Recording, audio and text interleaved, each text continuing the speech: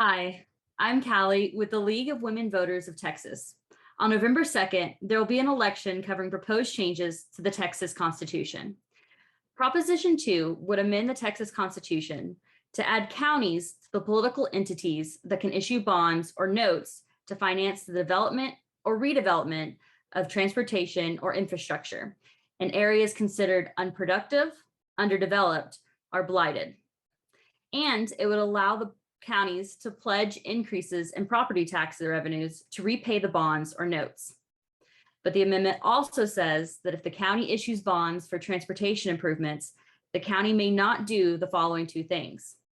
The county may not allocate more than 65% of the property tax increase annually to repay the transportation bonds or notes, and the county may not use the bond proceeds to finance toll road construction, operation, maintenance, or right-of-way acquisition. Arguments for Proposition 2 include, first, cities and towns can already finance infrastructure and transportation projects using bonds or notes. Counties also need the ability to address infrastructure issues. Second, the development or redevelopment of infrastructure or transportation is expected to increase property values. Higher property values would result in higher tax revenues to repay these bonds. And third, Texas is growing, and the infrastructure and transportation development is needed for our future economic prosperity. The proposition would allow counties to use bonds to finance much needed infrastructure projects. Arguments against Proposition 2.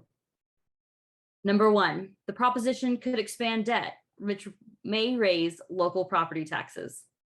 Second, opponents say that Texas's local debt ratio per person is too high, and issuing these bonds ties up future funds for debt service payments.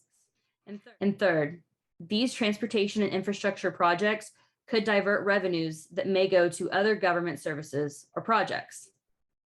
Thank you for taking time to become more informed about the upcoming elections.